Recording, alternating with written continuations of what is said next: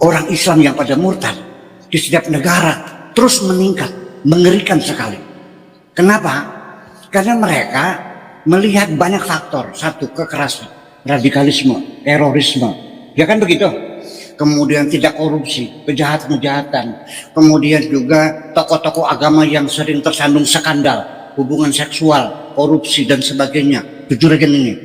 Dan hukum-hukum agama yang sudah tidak masuk akal. Sudah tidak masuk akal. Ini bukti dan fakta tsunami murtad yang mengatakan bukan saya, tapi fakta dan data yang mengatakan. Kita saksikan. Saya perhatikan dan saya ikuti perkembangan umat kita dari waktu ke waktu. Beberapa tahun belakangan ini Bapak Ibu, banyak sekali orang-orang Islam yang murtad. Betul? Banyak sekali yang murtad.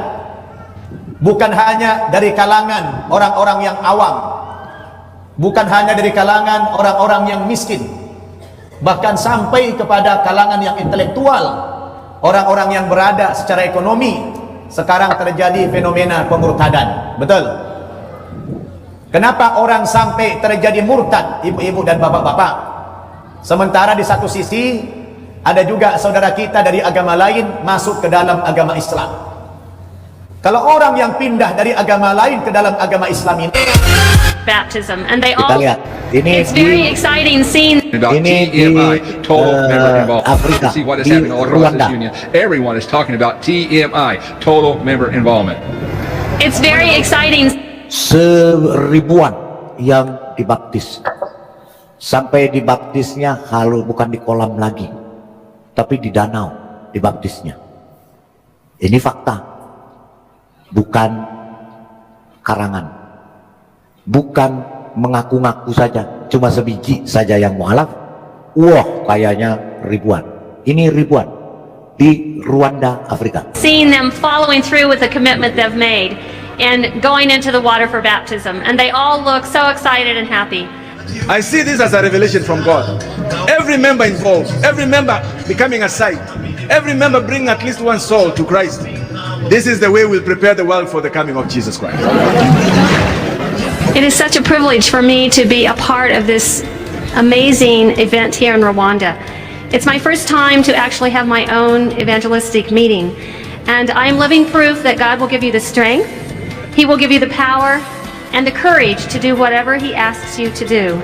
It has been such a blessing. I feel like I'm the one who has been the most blessed by participating, and it's just thrilling to see the people's response to the love of God, and it's very encouraging and inspiring for me to be here.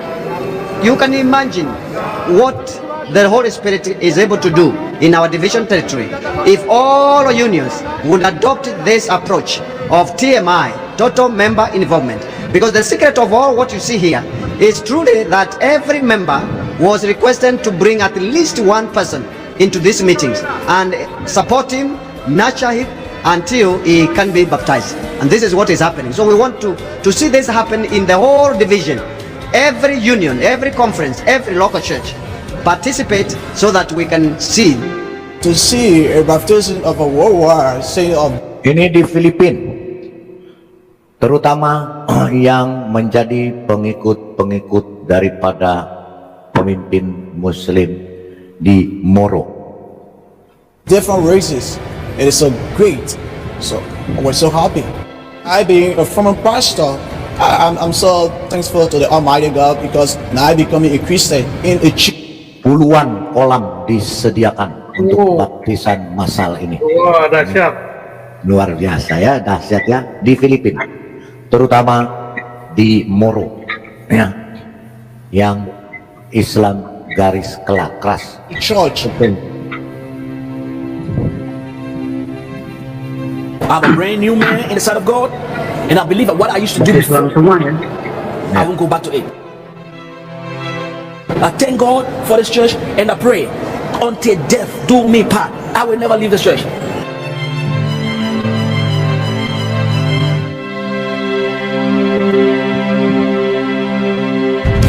September 7, 2019, also marks the 10th anniversary of Brother Eduardo V. Manalo's blessed leadership as the executive Semua memenuhi stadion utama setelah selesai dibaptis.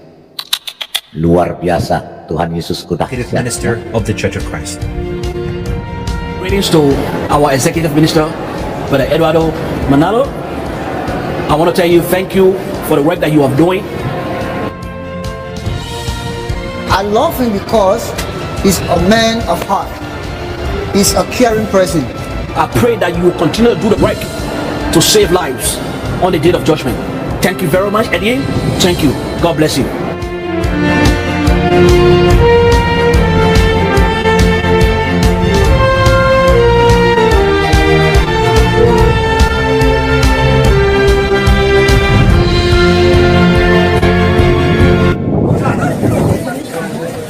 Di Israel sendiri banyak warga Palestina yang dibaptis.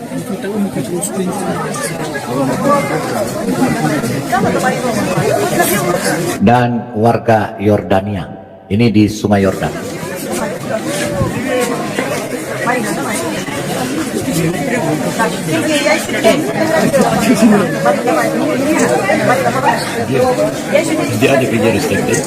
Yes, no, that's the border. Yes, because of the tree.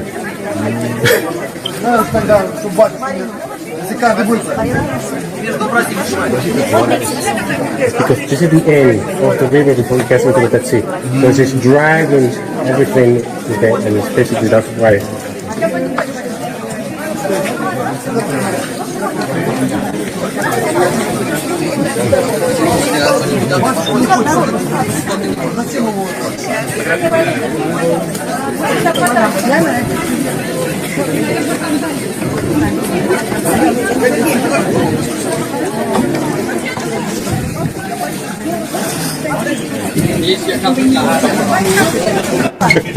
No, it's mad.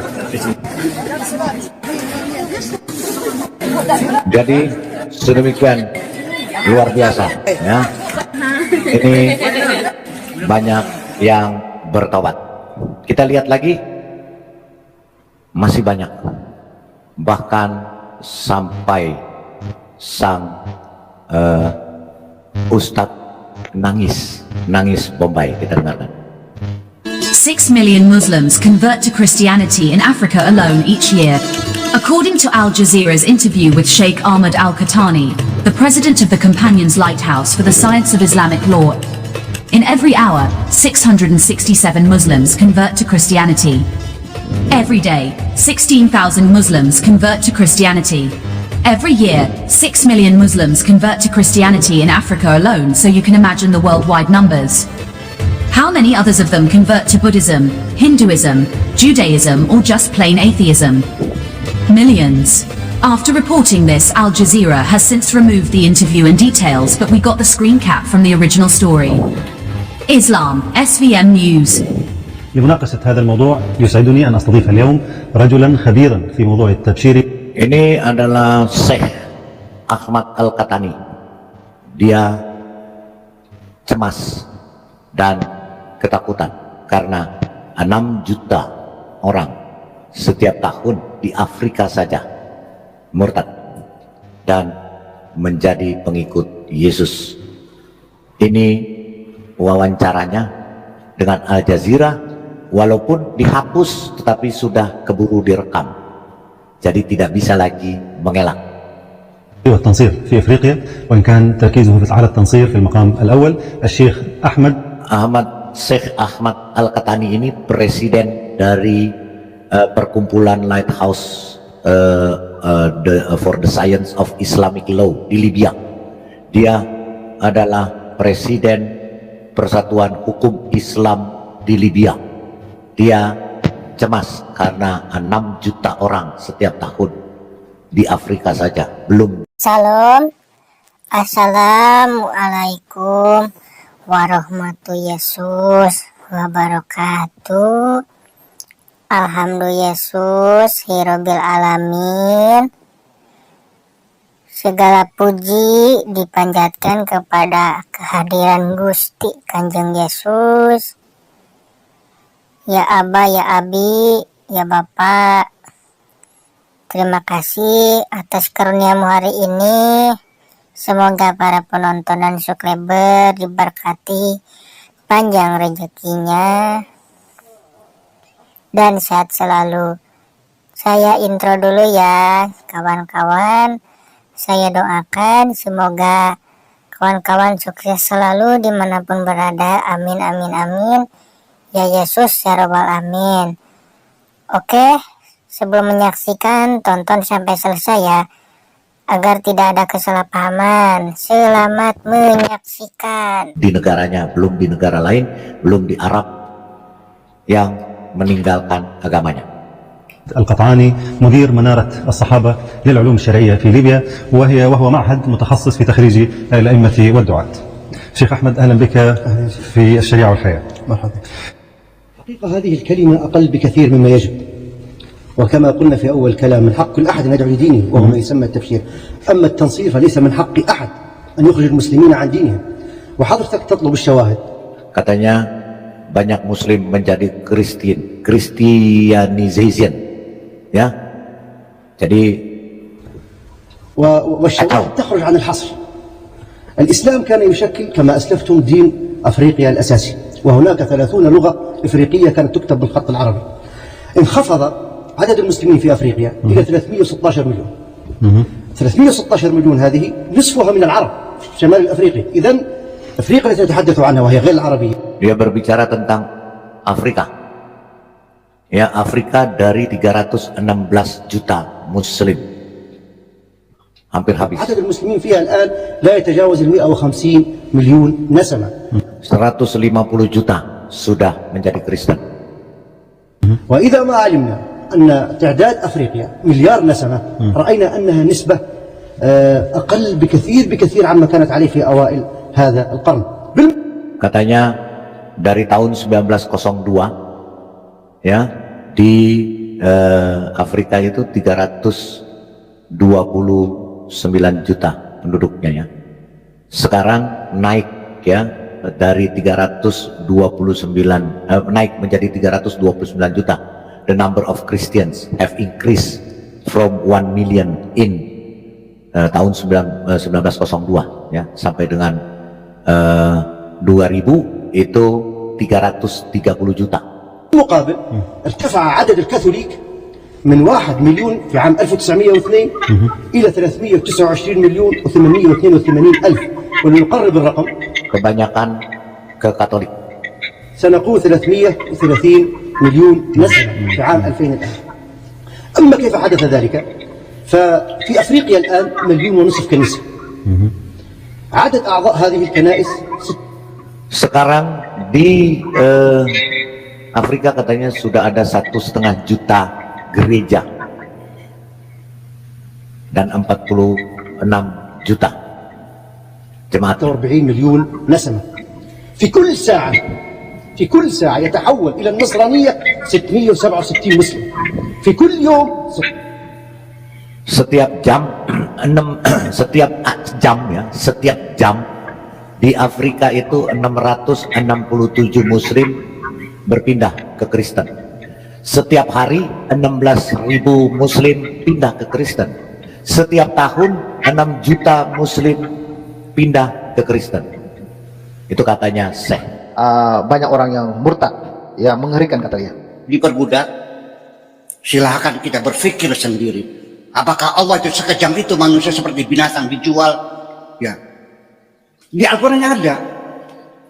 Wa khiftum alla ta'dilu fawahidatan aw ma malakat aymanukum. Kalau bisa kawin, ya tidak bisa berpoligami, lebih baik satu saja. Kalau satu juga nggak bisa, beli budak saja. Boleh dalam Al-Quran yang tidak dilarang sampai Nabi meninggal dunia, sampai abad kedua Hijriyah 200 tahun sampai tahun 1960 orang Islam masih memperbudak manusia. Negara-negara Islam masih memelihara perbudakan karena Allah tidak melarang. Jadi maunya gimana? Final sudah, hukum ini sudah final, tidak bisa dirubah lagi. Perbudakan boleh. Jadi anak perempuan tanpa izin, tanpa persetujuan boleh dipaksa oleh bapak, boleh. Di kitab fikihnya boleh nggak? Dipaksa, suka tidak suka dinikahkan oleh bapaknya, boleh nggak? asal syaratnya walinya wali mujbir, betul nggak? Dan syaratnya anaknya perempuannya perawan. Apakah logis Allah itu memperlakukan anak perempuan seperti binatang dipaksa kawin? Wow, logis nggak menurut kawan-kawan? Ya karena memang ada sampai sekarang belum ada larangannya ya, secara secara ayat yang turun ya belum ada larangannya. Ya jadi memang ya jadi saudara jangan heran ketika kemarin Taliban yaitu memperlakukan wanita begitu kasar, ya dicambuk, ya bahkan kalau berkeliaran seorang diri itu didor mati. Karena memang belum ada larangannya di dalam ajaran tersebut. Itulah jadi apa yang mereka lakukan seperti di Afghanistan, di Taliban itu ya, itu memang ajaran gitu loh. Jadi kita dengar sendiri kan kata Buya Sakur. Ya, itu memang ajaran yang memang belum dilarang gitu loh. Ya secara akidahnya. Tapi kan secara hukum kan dilarang gitu, secara hati nurani kan dilarang gitu ya.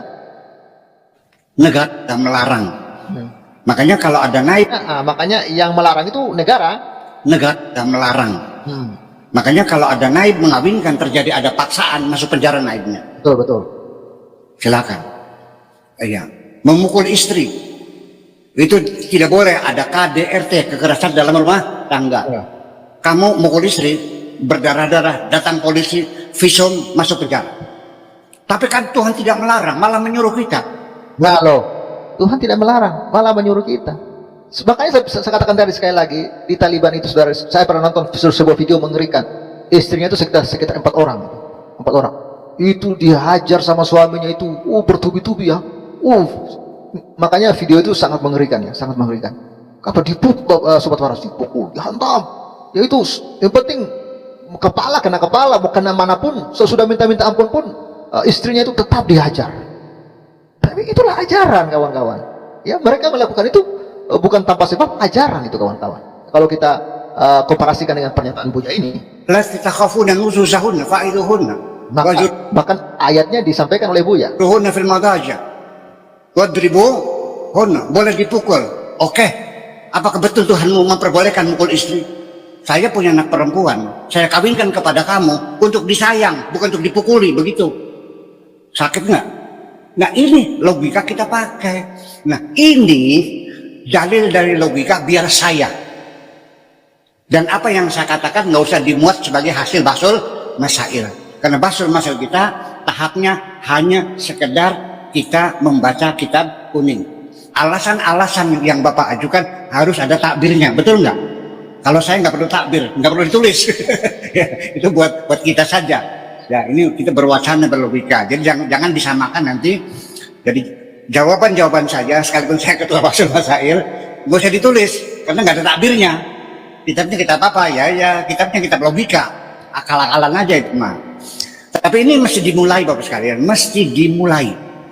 Sekalipun tidak sekarang, ya mungkin sampai anak cucu kita. Sampai yang saya khawatirkan, ini angka kemurtadan orang itu. Angka kemurtadan ya. Islam yang pada murtad. Orang Islam yang pada murtad. Di setiap negara, ya artinya di seluruh dunia. Terus meningkat. Terus meningkat. Ya, jadi ada peningkatan yang luar biasa kata Buya Sakur. Mengerikan sekali. Kenapa? Karena mereka melihat banyak faktor. Jadi alasannya karena mereka melihat banyak faktor. Kita lihat ya apa faktornya. Kekerasan, radikalisme, terorisme. Ya kan begitu. Kemudian tidak korupsi, kejahatan. Kemudian juga tokoh-tokoh agama yang sering tersandung skandal, hubungan seksual, korupsi dan sebagainya. Jujuragan ini. Dan hukum-hukum agama yang sudah tidak masuk akal. Apa saudara? Hukum-hukum agama yang sudah tidak masuk akal kata Buya. Bukankah katanya Islam ini agamanya Allah kata mereka, agama yang diturunkan Allah langsung. Bahkan Quran ini jatuh ke debu dari langit kata mereka. Langsung dari Allah kepada Jibril, langsung ke Muhammad. Jadi murni semuanya dari Allah langsung. Masuk akal enggak? Ini menarik ya pernyataan Buya ini ya. Dan hukum-hukum agama yang sudah tidak masuk akal. Hukum-hukum agama yang sudah tidak masuk akal. Sudah tidak masuk akal. Jadi tidak masuk akal.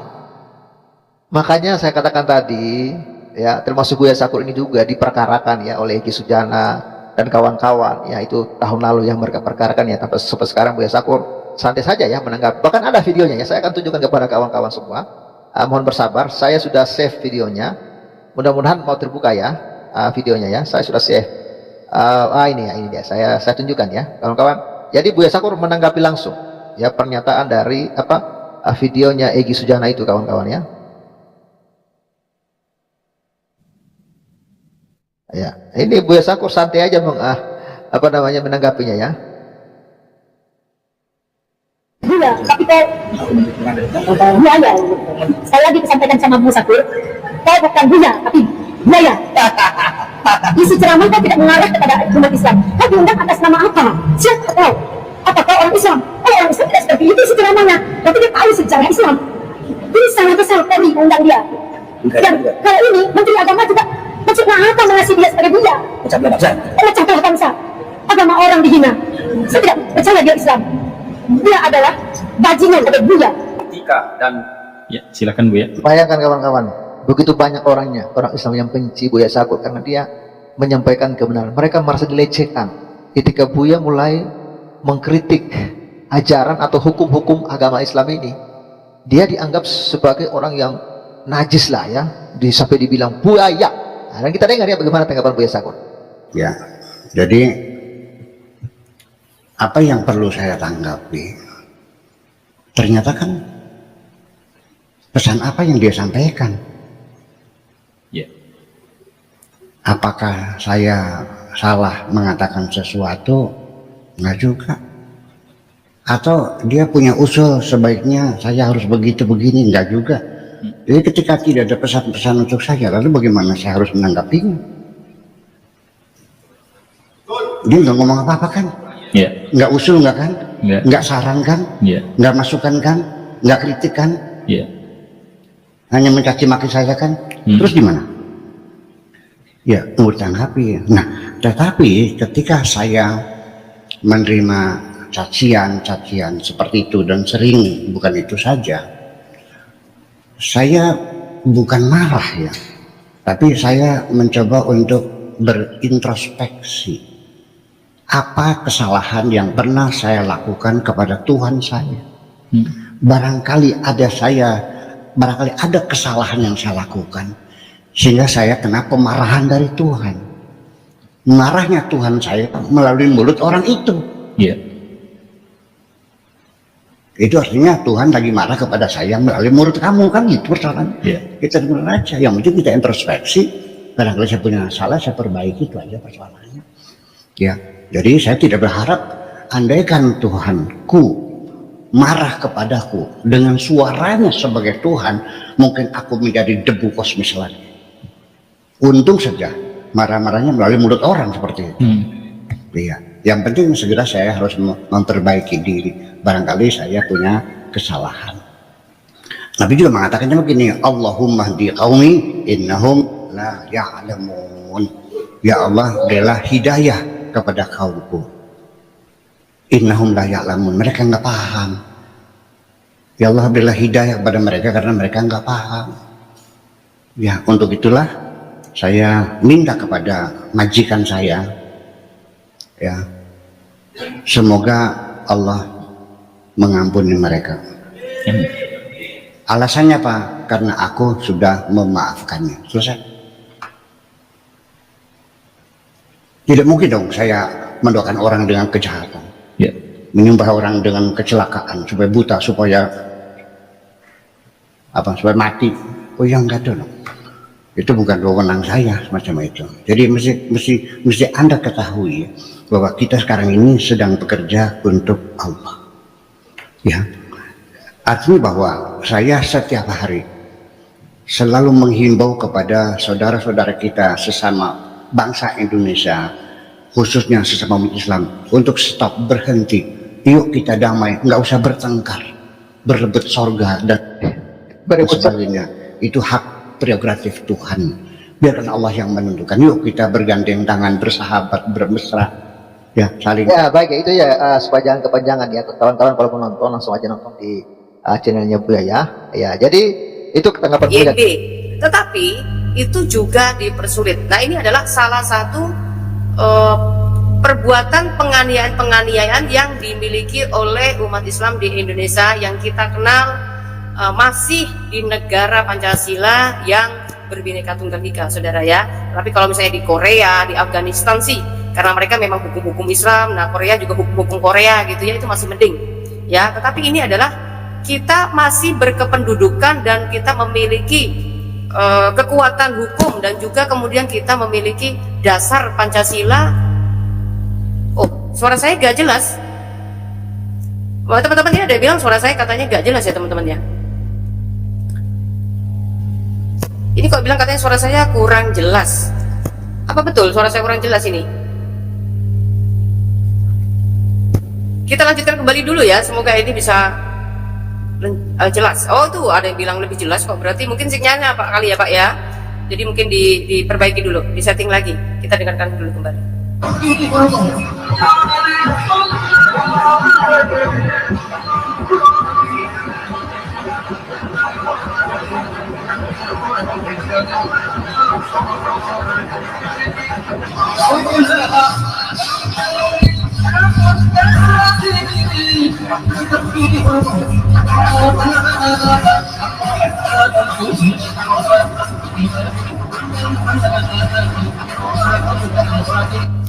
Luar biasa loh ini saudara nih, gedung kayak gini kan, ini ceritanya di depannya ini ada gedung gereja, dikarenakan ditutup maka mereka melakukan ibadahnya memakai tenda. Pakai tenda pun masih disengajain pakai toa ya, pakai salon gede-gede dengan pujian-pujian mereka gitu ya. Inilah akhlak-akhlak yang saya nggak tahu mereka ini bercontoh kepada siapa. Kalau mereka mengatakan, oh ajaran Islam itu adalah ajaran yang rahmatan lil alamin, ajaran Islam itu nggak begitu ya. Jadi pertanyaan ini, mereka Islam bukan? Coba cek KTP-nya mereka. Ya, nanti pas mati mereka dibagaimanakan? Dikremasikan? Apa dikafani? Ya, lalu kemudian doa-doa mereka seperti apa?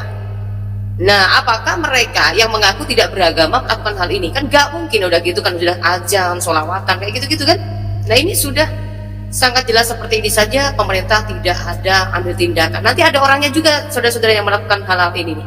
Ini udah pelanggaran hukum yang jelas-jelas nyata. Tetapi walaupun kita viralkan, masyarakat pemerintah itu seperti pecah mata gitu ya. Ya kita dengarkan lagi.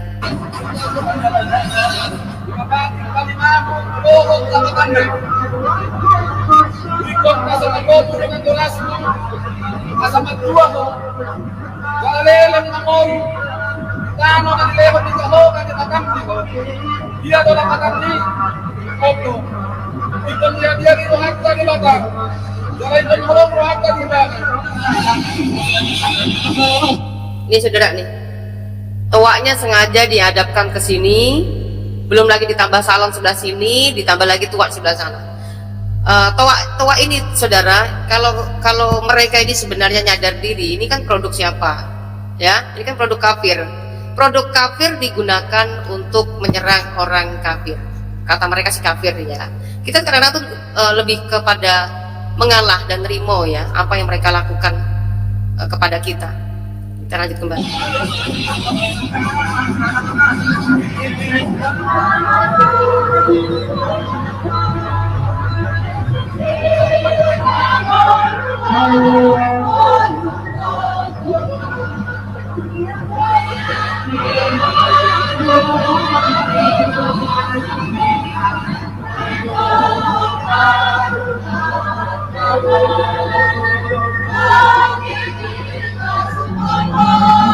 Kasihan ya anak balita tadi itu sangat terganggu dan tidak nyaman. Kalau suara pujian doang masih mending. Ya ini ya suara dari sana ini seperti itu ya. Jadi malah berisik banget karena pakai toa itu beda banget ya teman-teman kalau misalnya kita dengarkan ya. Kalau seandainya kita cuma mendengar pakai salon itu masih ada bassnya gitu ya. Tapi kalau namanya pakai toa itu triple aja suaranya. Itu. Jadi cuma hanya nyaring gitu doang, nggak ada bassnya sama sekali. Jadi itu sangat sakit di telinga. Luar biasa sekali. Orang-orang yang mengalami penganiayaan oleh karena nama Yesus, mereka tetap melakukan pujian di balik penganiayaan itu, di balik tekanan itu, mereka akan diperhitungkan Tuhan. Dan satu hal lagi, apakah pemikiran mereka akan semakin memandang Islam itu indah, walaupun puluhan miliar kalian mengklaim diri ajaran kalian adalah ajaran yang paling benar, tetapi kalau kelakuannya seperti ini, apa yang di dalam pikiran mereka? Kira-kira anak-anak yang ada gendongan ibunya, mereka juga akan bisa melihat, oh agama itu ngeri ya, gak usah diajarin, awas ya, jangan pernah baca kitab mereka, awas ya, jangan pernah mualaf. Gak pernah diajarin begitu pun, kalau sikap dan kelakuan kalian menunjukkan seperti itu, mereka sendiri yang mencari kebenaran tidak mungkin akan justru masuk agama Islam, ya, kecuali oleh karena terpaksa perjodohan, iming-iming sesuatu yang membuat mereka ini merasa dunia adalah segalanya. Nah, itu bisa jadi. Tapi kalau selama mereka mencari kebenaran, ya, kemudian dengan kelakuan yang mereka tunjukkan seperti ini, mereka lebih baik tetap mengalami hal seperti ini. Ibadah mau di kolong jembatan pun nggak apa-apa, cuma di dalam tenda nggak apa-apa, yang penting itu pun nggak diganggu. Kalau masih diganggu juga, yaitu artinya kalian nanti akan menerima upah atas perbuatan kalian. Kita lanjutkan kembali.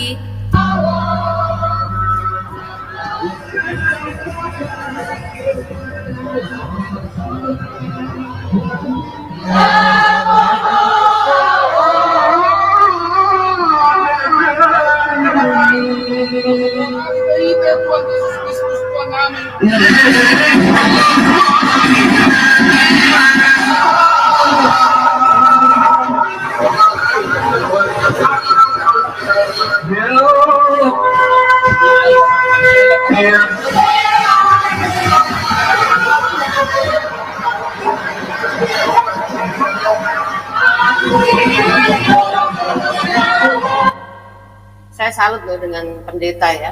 Pendeta memang harus seperti ini, saudara. Yang namanya gembala, dia harus bercontoh kepada Yesus. Kasihilah musuhmu, ampunilah mereka ya Bapa, karena mereka itu tidak tahu apa yang mereka perbuat. Karena mereka tidak tahu apa yang mereka perbuat, sampai diberikan kesempatan, nafas mereka masih ada. Kalau nggak sadar juga, maka ketika kamu mati akan terbelalak. Nanti akan saya tunjukkan data bagaimana mereka menyesal dan mereka sangat salah memahami iman Kristen. Ya, nanti setelah video ini akan saya tunjukkan data-data dari kitab mereka, ya saudara.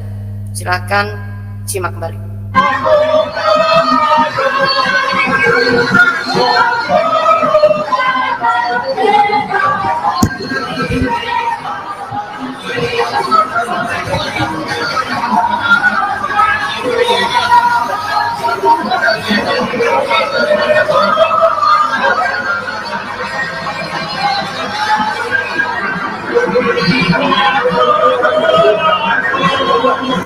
Nih, saudara, alasan mereka beribadah pakai tenda di halaman ini karena bangunan disegel, ya. Sudah disegel, sudah nerimo pakai tenda pun masih digituin, ya saudara. Ini luar biasa sekali.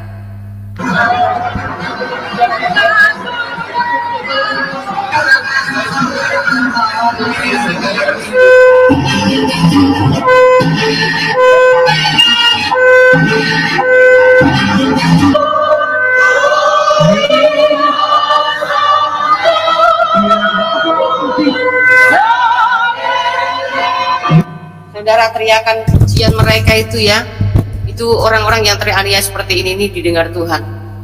Maka ya kita nggak tahu, ya, orang-orang yang durhaka itu seperti apa kehidupan nanti setelah matinya gitu.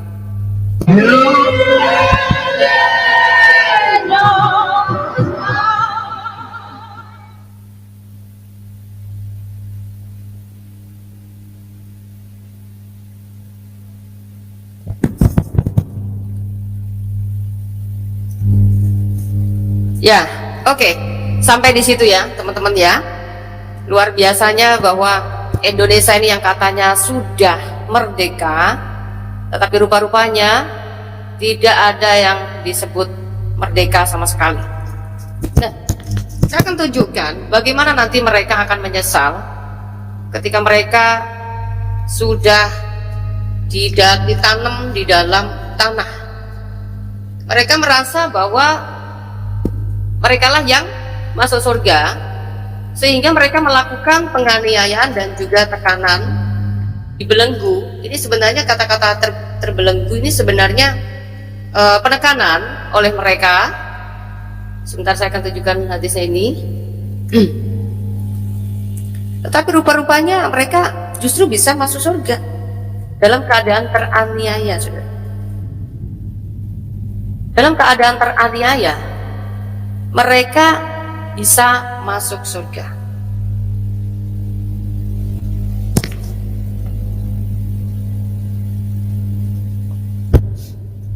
Nih, ya. Jadi telah bercerita kepada kami, Muhammad bin Bashar telah bercerita kepada kami, Gundar telah bercerita kepada kami, Syu'bah dari Muhammad bin Ziyad dari Abu Hurairah radhiyallahu anhu dari Nabi Shallallahu alaihi wasallam bersabda, Allah heran terhadap suatu kaum yang masuk surga dalam keadaan terbelenggu. Ketika di dunia sebagai musuh yang kafir lalu menjadi tawanan dan dibelenggu lalu masuk Islam, katanya. Ini dalam kurungnya. Nah, ini sebenarnya yang mereka sangkakan orang Kristen itu akan masuk neraka dikarenakan kafir, ternyata justru mereka telah masuk Islam dalam keadaan terbelenggu. Ya, arti keadaan dalam terbelenggu ini artinya dalam keadaan tekanan. Tetapi Allah heran terhadap suatu kaum. Allah heran kok bisa masuk surga dalam keadaan terbelenggu. Ya, artinya kesalahpahaman Muslim ini lengkap, saudara. Mereka yang mengatakan pengikut Kristus itu dianggap kafir, ya, oleh para kadal gurun ini, rupa-rupanya di dalam Quran juga dibuktikan, ya, kalau mereka tidak menegakkan kitab terdahulu, itu mereka bukanlah Islam. Kita bisa baca dalam Quran surat Al-Maidah ayat 68. Qala, katakanlah hai ahli kitab, kamu tidak dipandang beragama sedikit pun hingga kamu menegakkan ajaran Taurat, ajaran Taurat, Injil dan Al-Quran yang diturunkan kepadamu dari Tuhanmu, katanya. Sesungguhnya apa yang diturunkan kepadamu dalam kurung Muhammad dari Tuhanmu akan menambah kedurhakaan dan kekafiran kepada kebanyakan dari mereka. Maka janganlah kamu bersedih hati terhadap orang-orang yang kafir itu. Nah, orang kafir ini siapa? Apakah orang-orang yang menganut Taurat dan Injil itu dianggap kafir? Sedangkan di sini, ya, tidak akan dipandang, ya, tidak akan dipandang beragama sedikit pun hingga kamu menegakkan ajaran-ajaran Taurat dan Injil, salah satunya. Ya kan? Artinya di dalam Al-Quran ini memberikan penjelasan, kalau kalian tidak menegakkan kitab atau ajaran Taurat dan Injil, maka kalian bukanlah orang yang dianggap beragama oleh Allah Anda sendiri. Kemudian kita juga lihat lagi dalam fakta bagaimana sih orang-orang yang sudah di dalam Injil ini. Kita lihat lagi faktanya. Orang Muslim yang kebiasaan cuma hanya baca Quran bahasa Arab sehingga tidak dimengerti, maka melupakan kandungan yang di dalamnya. Dan kami iringkan jejak mereka, Nabi Bani Israel, Bani orang kafir menurut Islam, tetapi menurut Al-Quran berbeda. Ya, kami iringkan jejak mereka Nabi dari Bani Israel dengan Isa putra Maryam, membenarkan kitab yang sebelumnya yaitu Taurat, dan kami telah memberikan kepadanya kitab Injil, sedang di dalamnya ada petunjuk dan cahaya yang menerangi, dan membenarkan kitab yang sebelumnya yaitu kitab Taurat, dan menjadi petunjuk serta pengajaran untuk orang-orang yang bertakwa. Artinya pengikut Nabi Isa di sini adalah orang-orang yang disebut bertakwa karena mempercayai dan mempelajari dan meyakini bahwa kitab Injil di dalamnya ada petunjuk dan juga pengajaran. Nih saudaraku, Ini yang ngomong bukan saya. Kitab umat Islam sendiri, umat berisik tadi.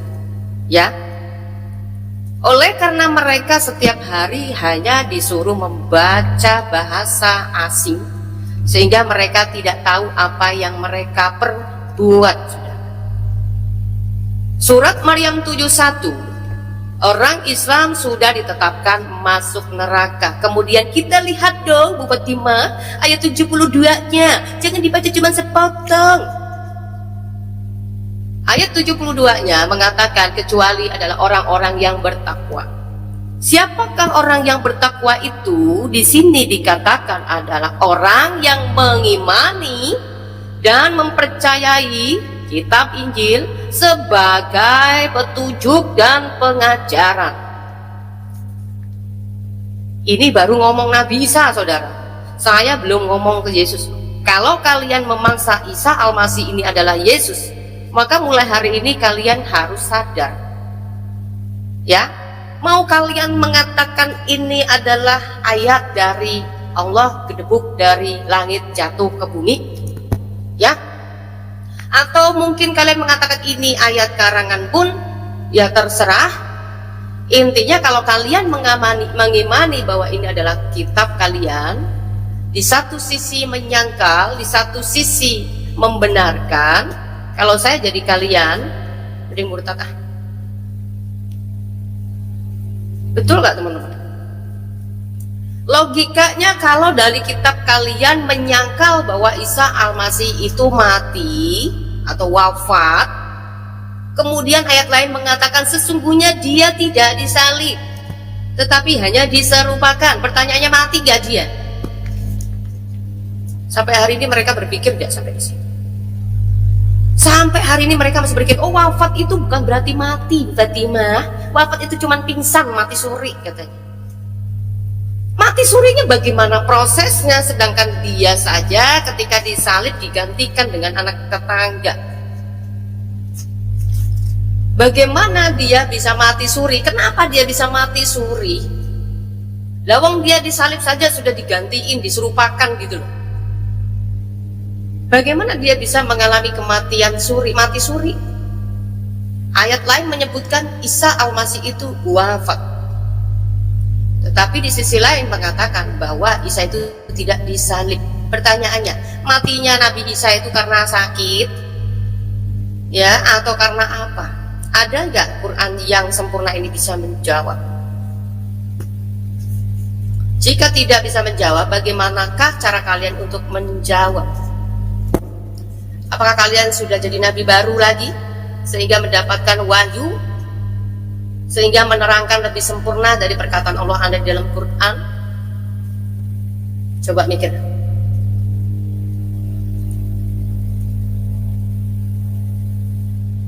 Kemudian saya akan tunjukkan data lagi.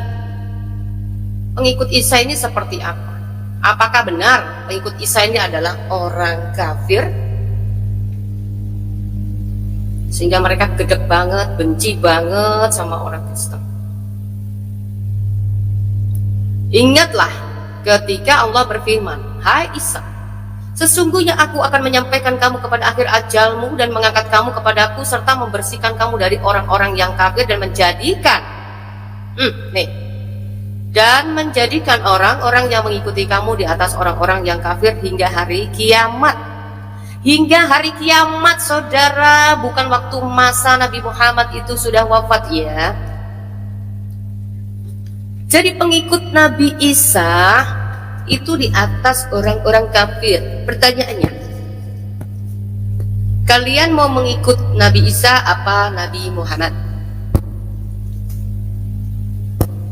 Di sini tertulis menyebutkan satu oknum, yaitu Isa Al-Masih Ibnu Maryam,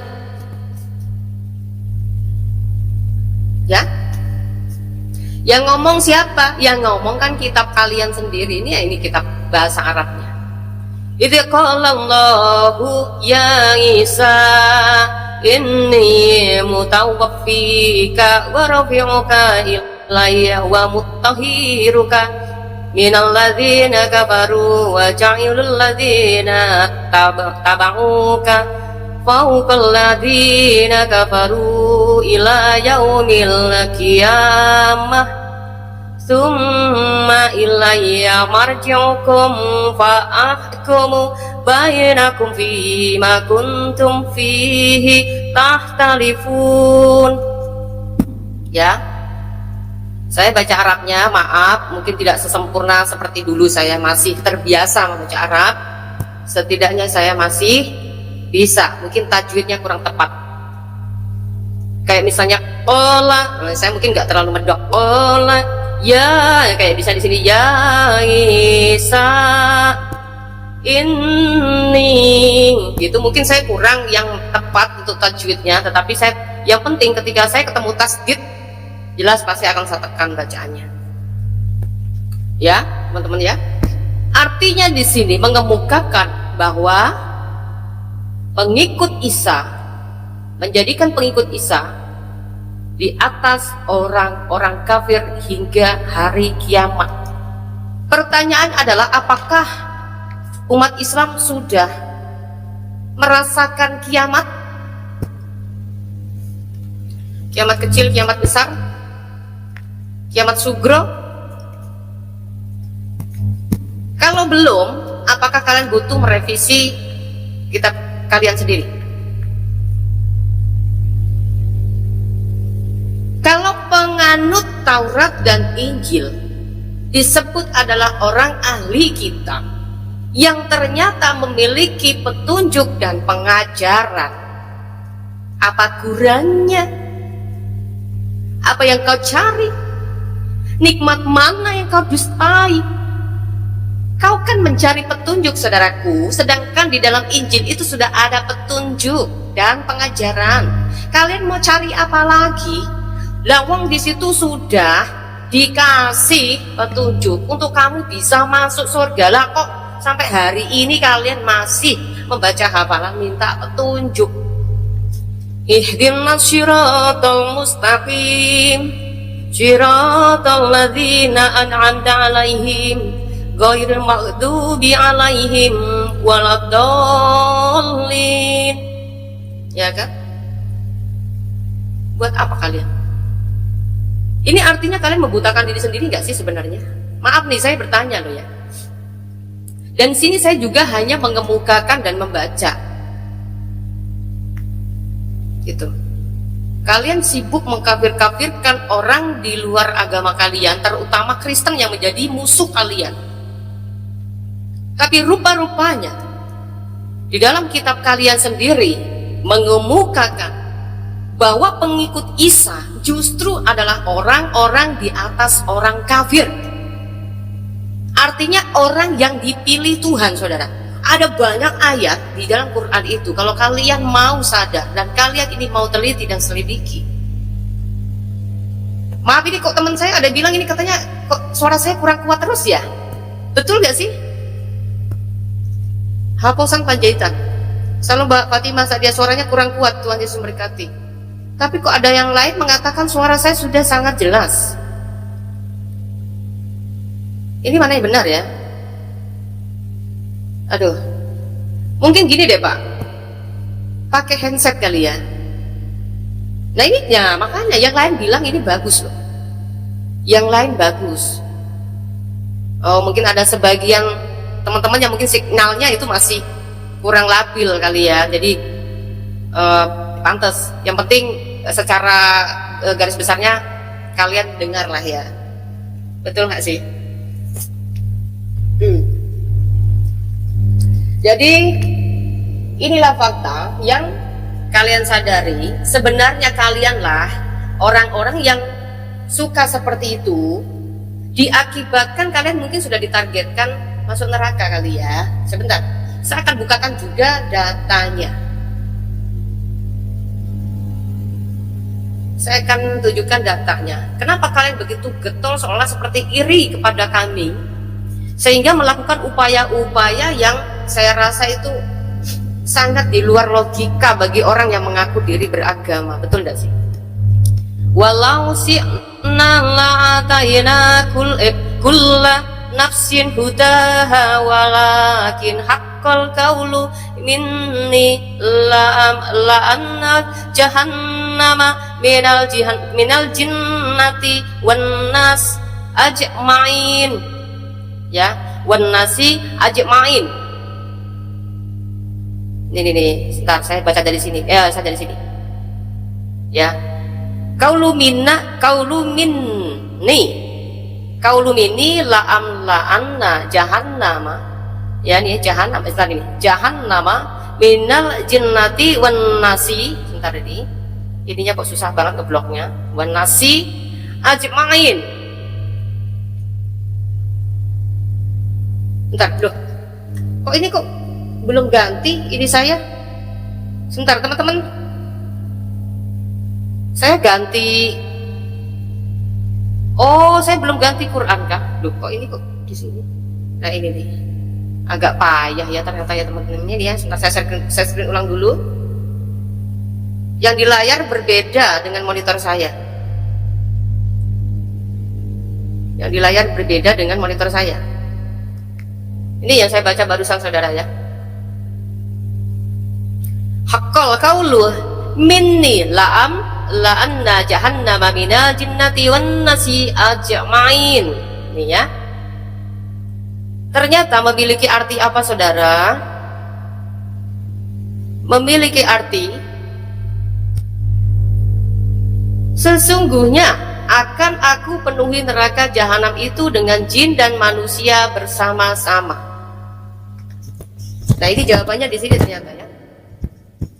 Orang Kristen bertanya-tanya, kenapa sih mereka kok begitu melakukan upaya-upaya. Sebentar, ini siapa ini? Bu Fatimah tolong kandang itu si Sule Rabies. Mana dia? Oh, oke. Oh, inilah kelakuan mereka saudaraku. Kelakuan mereka itu udah di dalam dunia nyata bikin onar ya. Kemudian dalam ininya mereka juga bikin onar ya, seperti itulah keledai liar. Nah, sudah mampus dia saudaraku.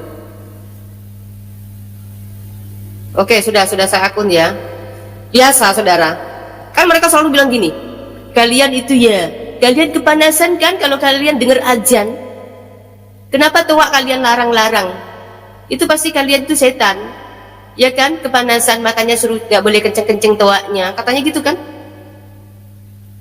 Gereja itu orang kalau beribadah tuh di dalam gedung loh, teriak-teriaknya juga. Mereka mau nyanyi, mau teriak-teriak, mau apapun kan di dalam gereja, nggak pakai toa pula kan saudara? Iya kan? Apa sih gunanya pengeras suara? Pengeras suara ketika di dalam forum tertentu supaya kedengaran yang hadir. Kan begitu saudara logikanya. Bukan semua orang disuruh mau nggak mau, kamu mau agama apapun biar ketularan jadi seagama. Iman kamu tuh biar menjadi Islam, makanya tuh toa itu harus diarahkan ke segala penjuru. Bodoh amat kalian mau keberisikan kek ya, kalian mau tidur ngorok kek, enak aja. Gue aja pagi-pagi udah sholat, udah sembahyang, kalian masih ngorok tidur, dasar kafir. Yang gitu ya. Udah orang ibadah kok, mau doa sama Tuhan kok bawaannya pengennya marah mulu ya. Nah ini kan apa target Allahnya kepada umatnya? Sesungguhnya akan aku penuhi neraka jahanam itu dengan jin dan manusia bersama-sama. Ini Arabnya ya. Kalau kalian mengatakan itu salah terjemahan. Minni la'anna jahannama minal jinnati wan nasi ajma'in. Ya. Jadi jelas kan? Minna, sesungguhnya la'anna jahannama minal jinnati wan nasi ajma'in. Artinya kalian itu sudah ditargetkan untuk masuk neraka. Karena neraka harus penuh dan harus dipenuhi. Isinya apa? Isinya adalah wal jinnati wan nasi. Tuh isinya ya. Isinya adalah jin dan manusia. Maaf ya, manusia ini tuh kalian loh.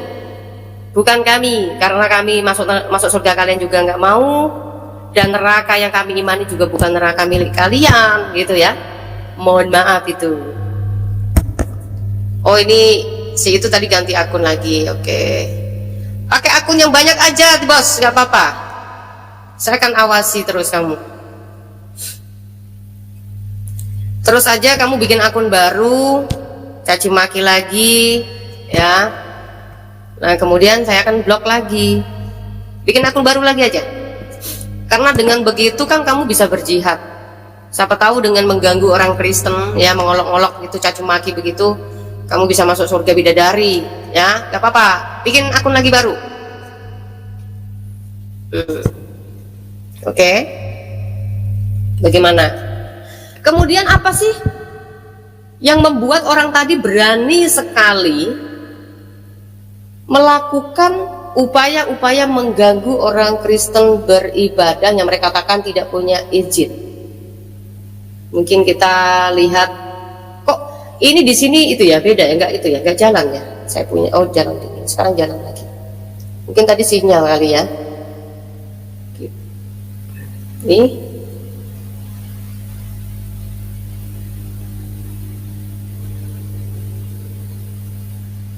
Nah,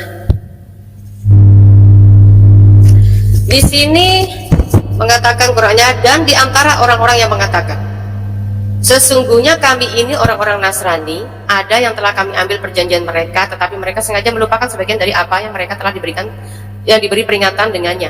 Maka kami timbulkan di antara mereka permusuhan dan kebencian sampai kiamat. Dan kelak Allah akan memberitakan kepada mereka apa yang mereka kerjakan. Siapa yang berkata, maka kami timbulkan di antara mereka permusuhan dan kebencian sampai hari kiamat.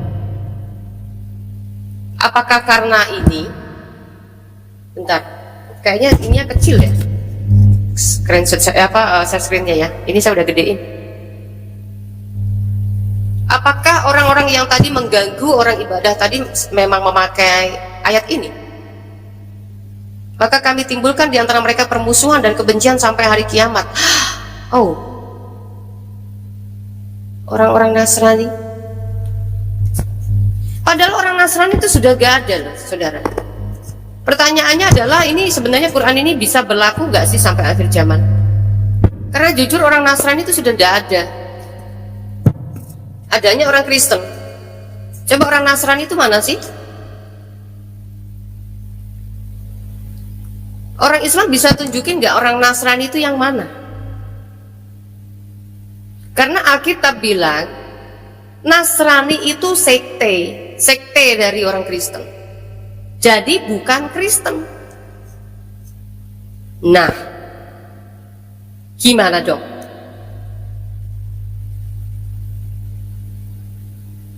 Ya, jadi setiap perbuatan mereka nggak perlu kita balas pakai fisik. Mereka membubarkan ibadah orang Kristen, kita balas bubarkan ibadah mereka, enggak.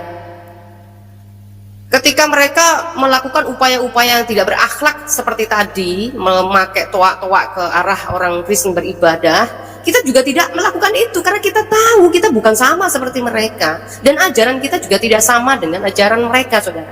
Betul tidak? Oleh sebab itu, apa yang kita upayakan? Kita mewaraskan nalar pikiran dan pemahaman mereka. Dengan cara apa? Ya memakai kitab mereka. Kenapa? Itu menimbulkan pertanyaan kami orang Kristen yang diperlakukan seperti itu. Kami bertanya-tanya, orang Kristen ini bertanya-tanya, apa sih sebabnya kalian bisa melakukan itu? Hah? Apa sih yang kalian bisa melakukan itu? Apakah karena ayat ini kalian imani, yang Allahnya membuat permusuhan dan kebencian sampai hari kiamat? Bayangin saudara, kalau Egy Sujana kemarin bilang Al-Quran dan Islam itu sempurna, arti sempurna itu gak bisa dirubah dan dia akan berlaku sampai akhir zaman. Betul gak? Betul gak teman-teman? Nah, ketika ada tulisan yang seperti ini, mereka mengatakan, oh, lihat dulu dong asbabun nuzulnya. Yang jadi pertanyaan adalah, kalau Allah sudah berfirman mengatakan kami akan menimbulkan permusuhan dan kebencian sampai hari kiamat, apakah itu harus dilihat dari asbabun nuzul? Kalian tahu nggak sih asal mula asbabun nuzul itu apa sih? Asbabun nuzul itu kan bahasa Arab. Bahasa Indonesia tahu nggak apa artinya? Artinya sebab ayat itu turun maksudnya. Sebab ayat itu turun misalkan mengatakan hari ini dan berlaku untuk hari ini. Kayak Yesus ya mengatakan pada saat itu konteksnya. Murid-murid dilarang untuk ke Samaria. Alasannya apa? Karena Yesus itu tahu ada bahaya yang menghadang di situ. Itulah pengetahuan Yesus yang Maha Tahu memberitahukan kepada muridnya. Lalu kemudian ayat lain yang mengatakan, pergilah, jadikanlah semua bangsa muridku. Dari Yudea, Samaria, sampai ke ujung bumi. Ya itu kan jelas. Maka sebabnya Alkitab itu memakai perikop, konteks. Ya. Nah kalau Quran misalkan, konteksnya itu surat Al-Baqarah, sapi betina. Terus isinya nyambung nggak? Terus kalau nggak tadi Al-Maidah. Apa Al-Maidah artinya? Al-Maidah itu apa ya artinya ya? Kalau ini dari Kemenak dulu tuh suka ada artinya nama-nama surat itu ya, tapi di sini nggak ada. Tidak ada ya saudara ya. Sayang sekali. Nah, itu. Jadi orang-orang yang tadi itu mungkin masih hidup sampai sekarang, semoga kalian itu bisa sadar melihat video saya bahwa ternyata banyak kekeliruan dari kalian yang menganggap pengikut Kristus itu masuk neraka. Ternyata kami memiliki surga. Kenapa? Ternyata di dalam Injil, di dalamnya sudah ada petunjuk, sudah ada pengajaran. Makanya berapa kali saya mempertanyakan, sebentar ini sama lagi, Ibu Fatimah tolong dikandangin tuh, si ini pengganggu banget ya. Dia akun apa lagi namanya dia? Akun apa lagi dia? Pakai akun apa nih? Aduh ampun, ini mengganggu saja. Oh ya teman-teman, tahu nggak yang biasa mengganggu orang itu apa namanya? Setan, demit, iblis, atau malaikat? Orang yang mengganggu ibadah itu disebut apa? Sulit. Mana sulit? Oh, oke, ini. Ntar saya akan blok ini aja deh. Blok permanen aja. Dia bikin akun baru lagi ya. Bagus ini. Memang hidupnya orang seperti ini kalau nggak mengganggu orang itu nggak tenang. Cuman ya kasihan. Nanti dia pas mati terbelalak, heran. Allahnya aja heran. Allahnya heran, orang kok terbelenggu. Orang kafir itu terbelenggu kok tiba-tiba bisa masuk surga. Ya. Apalagi ya?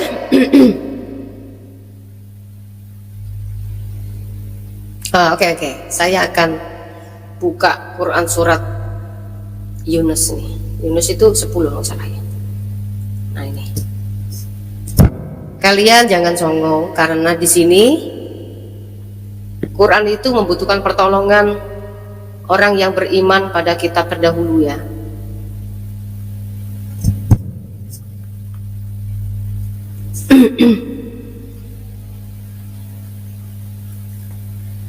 Ini Allahnya mengatakan, maka jika kamu Muhammad berada dalam keraguan-raguan tentang apa yang kami turunkan kepadamu, maka tanyakanlah kepada orang-orang yang membaca kitab sebelum kamu. Sesungguhnya telah datang kebenaran kepadamu dari Tuhanmu, sebab itu janganlah sekali-kali kamu termasuk orang-orang yang ragu-ragu. Karena nabinya sendiri ragu, maka disarankanlah untuk bertanya kepada orang yang mengimani kitab terdahulu. Kitab terdahulu juga banyak orang Islam yang enggak tahu. Kitab terdahulu itu adalah Taurat dan Injil, yang mereka sebut juga sebagai ahli kitab. Kalau ahli kitab mengatakan kebenaran itu sudah di dalam Alkitab, karena Taurat bicara nubuatan, Injil bicara penggenapan, Islam bicara penantian. Karena masih menanti petunjuk jalan lurus itu datang. Kalau kita adalah orang-orang yang sudah menerima kasih karunia, maka Yesus berkata, akulah jalan, akulah kebenaran, akulah hidup. Dalam Yohanes 8 ayat 24 mengatakan, kamu akan mati dalam dosamu, sebab jikalau kamu tidak percaya bahwa akulah Dia Tuhan.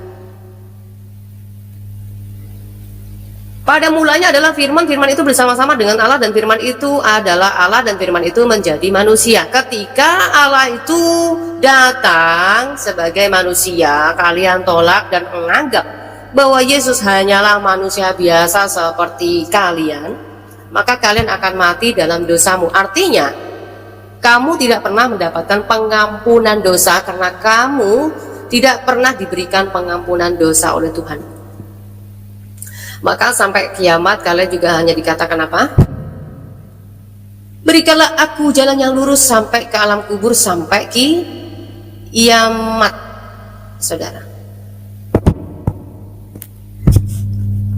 Sampai kiamat loh, saudara. Turun temurun ihdinas siratal mustaqim siratal ladzina an'amta 'alaihim ghairil maghdubi 'alaihim waladdallin. Jadi kalian sampai kiamat itu. Padahal tadi sudah disebutkan ya di dalam Quran surat Al-Maidah tadi ayat 46 ya. Itu sudah ada yang namanya jalan yang lurus dan kebenaran. Karena di situ sudah ada petunjuk dan pengajaran. Nah, bertobatlah kalian. Karena kalian selama ini memiliki iman mungkin yang tidak didasari dari kitab kalian sendiri yang kalian anggap sempurna, ya, demi oknum-oknum tertentu yang ingin selalu dijadikan dewa, dipuja-puja, kemana-mana pakai jubah, pakai tampilan-tampilan yang seolah-olah dia adalah orang yang paling suci, ya, pengennya dihormati. Nanti kalau kalian tuh keluar dari agama yang mereka bawa itu, yang ceramah-ceramah itu, yang tukang ceramah itu, ya mereka mau hidup dari mana? Maka kan ulang-ulang para apologet itu memberikan pertanyaan-pertanyaan, kemudian juga memberikan peringatan-peringatan itu sebenarnya untuk kalian itu bisa mengerti. Ayo, dasar iman kalian itu apa? Karena dalam iman kalian itu nanti kalau sudah mati kalian akan ditanya, apa dasar imanmu? Ma imamuka, man robuka.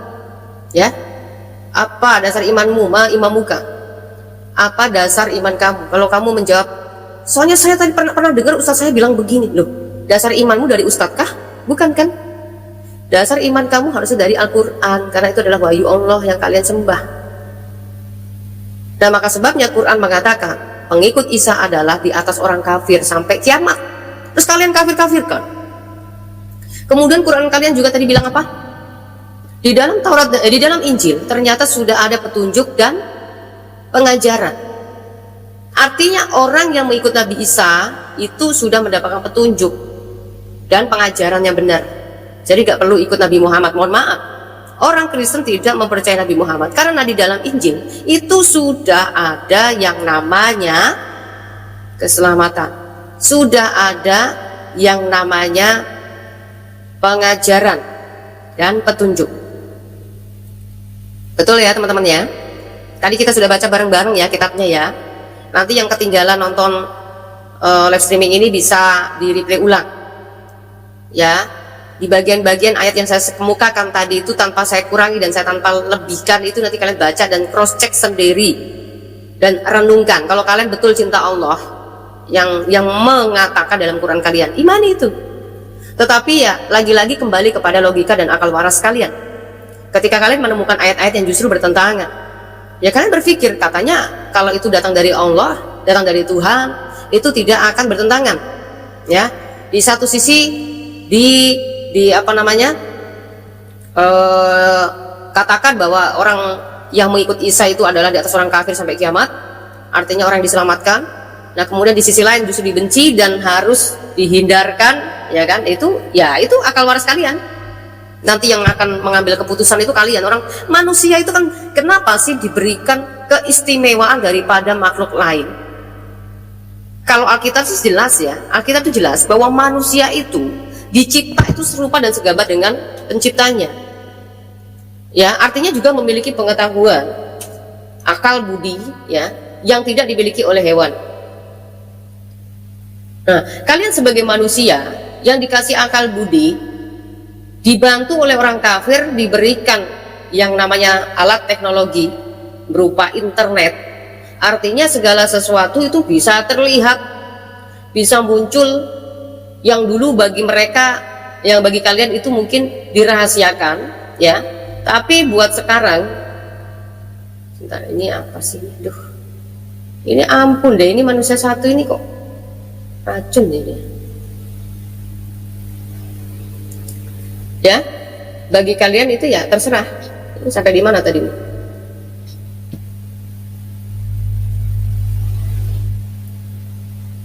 Kalau kalian sudah menemukan bahwa di dalam Quran itu bertentangan sendiri, ya kalau kalian masih imani, ya itu suatu saat akal budi kita ini akan dituntut loh sama Tuhan loh teman-teman. Jadi nggak kebetulan manusia itu dicipta gitu. Hewan kenapa bisa jadi makhluk jadi santapan manusia? Karena mereka tidak memiliki jiwa. Ya, mereka hanya dikasih kehidupan. Kalau udah dipotong, dimakan, sudah. Bukan tiba-tiba nanti kita yang makan ayam, tiba-tiba kita roh ayam akan masuk dalam kita, ya enggak ya. Ya, mereka tidak dituntut kamu masuk neraka, masuk surga, enggak dituntut begitu, saudara. Kalau hewan, ya, enggak dituntut begitu. Tetapi kalau memang Tuhan mau di surga nanti ada hewan, hewannya juga beda, nggak kayak hewan di sini. Hewan singa bisa buas, enggak, ya. Semua akan menjadi ciptaan yang baru. Manusia pun setelah mati tak dikubur, kita busuk tapi roh kita yang kekal. Itu manusia. Nah, maka sebabnya jadi manusia jangan sembarangan. Ketika kita dikasih akal budi, maka manfaatkan. Ya. Saya sering berdiskusi dengan teman-teman muslim, selalu mengupayakan untuk tetap jujur, berani jujur lah ya, berani untuk mengatakan wah ini gak benar gitu. Makanya Buya Sakur itu adalah satu-satunya tokoh kiai yang mulai mengemukakan kejujurannya. Selangkah lagi tinggal murtad itu.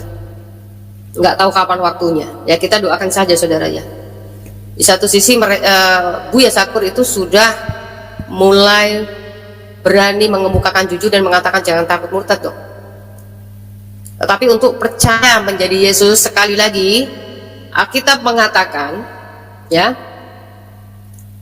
nah, saya ini ternyata itu kok, bentar ya, ini settingnya ini kurang tepat ini.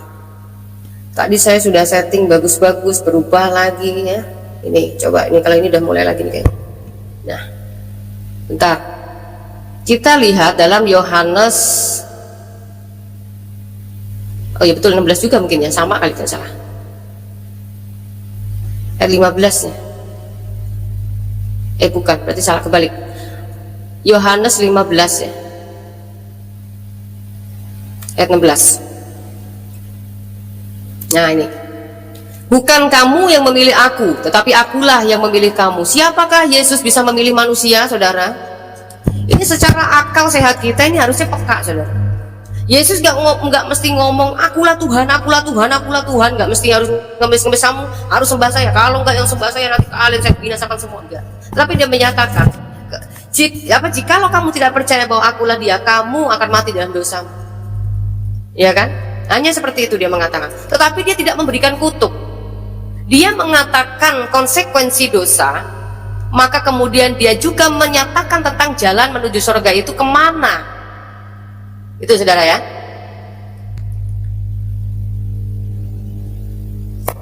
Jadi kita orang yang diberikan akal budi itu harusnya peka tentang apa yang disampaikan oleh Yesus. Maka Yesus mengatakan, apa sebabnya kau tidak memahami perkataanku? Sebab iblislah yang menjadi bapamu. Karena dia adalah ahli dusta. Ya, bapak pendusta, segala pendusta, ahlinya pendusta, rajanya pendusta, gitu maksudnya, saudara. Makanya Yesus mengatakan, iblislah menjadi bapamu. Karena iblis ini adalah ahlinya pendusta, ahlinya penipu. Jadi ahlinya penipu ini selalu memutarbalikkan fakta. Ntar kalau lagi suasananya gimana dia ngomong A, suasananya berubah lagi ngomong B. Ntar bilang katanya orang Kristen itu kafir, nanti bilang lagi orang Kristen itu gak kafir, kan gitu kan? Ya itu. Jadi kalau Buya Sakur dia sudah menggunakan akal sehatnya, tinggal selangkah lagi dia sebenarnya untuk dijamah Yesus, dipanggil oleh Yesus, dipilih oleh Yesus menjadi muridnya. Gak mustahil. Saulus yang dulu penganiaya jemaat justru mati oleh karena Kristus ketika sudah dijumpai oleh Yesus menjadi orang percaya. Maka Yesus mengatakan, bukan kamu yang memilih aku, tetapi akulah yang memilih kamu, dan aku telah menetapkan kamu supaya kamu pergi dan menghasilkan buah, dan buahmu itu tetap, supaya apa yang kamu minta kepada Bapa dalam namaku diberikannya kepadamu. Ya, gitu loh. Jadi bukan ditetapkan masuk neraka seperti kitabnya tadi mereka. Masuk neraka sebagai ketetapan. Nah kemudian bicara dosa, ada banyak umat Islam ini yang tidak pernah menyadari akan dosa. Sedangkan upah dosa itu adalah maut, saudaraku. Upah dosa itu neraka. Kalau dosa itu dibuat main-main, maka mereka juga akan sesuka hatinya seperti yang dilecet tadi ya, selalu hanya mengganggu, ngoceh-ngoceh, merasa mengganggu orang Kristen itu adalah bagian jihad. Nih, innahu mayyati rabbahu musriman fa inna lahu jahannam la yamutu fiha wa la yahya. Sesungguhnya barang siapa datang kepada Robnya atau Tuhannya dalam keadaan berdosa, maka sesungguhnya baginya neraka jahanam. Ia tidak mati di dalamnya dan tidak pula hidup. Artinya engkau kekal di neraka. Amin. Ya, ada banyak kalian itu yang nggak sadar bahwa upah dosa itu memang harus di dalam neraka, saudara. Jadi kalau kalian ini masih tetap menganggap bahwa kalianlah adalah orang yang paling benar, maka ingatlah akhiratmu, apakah kamu akan bisa mencapai surga. Kalau mencapai surga lewat mana? Mau lewat rambut satu dibelah 7, semut aja nyemplung itu ke neraka, apalagi kalian segede apa ya. Rambut hingga dibelah saja kalian gak bakal bisa melewati, apalagi kalian manusia. Oh Fatimah, rambut satu dibelah 7 itu ya maksudnya gak pikiran rambut kamu itu. Terus rambut siapa? Rambut siapa? Rambut siapa? Rambut siapa? Jawab. Bisa nggak jawab? Rambut siapa? Rambut siapa? Ayo. Rambut yang dibelah 7. Oh itu kan cuma hanya kata istilah. Nah tepat. Kalau kamu mengatakan itu hanyalah istilah, artinya ini sama halnya perumpamaan bahwa kalian masuk surga itu hal yang mustahil. Karena apa? Rambut satu dibelah 7 itu bicara kemustahilan. Kecuali kalian itu jadi ahli akrobat. Ahli akrobat pun juga gak bakalan bisa, saudara. Rambut satu dibelah 7 itu artinya bicara kemustahilan. Artinya gak mungkin. Karena apa? Masuk neraka itu sebagai ketetapan. Nah kita baca lagi dong ayatnya ya kan. Kan enak gitu. Semuanya kan bisa dilihat dari data.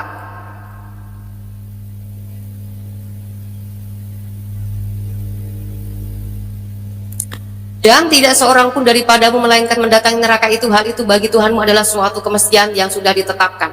Ini banyak sekali yang kejang-kejang loh.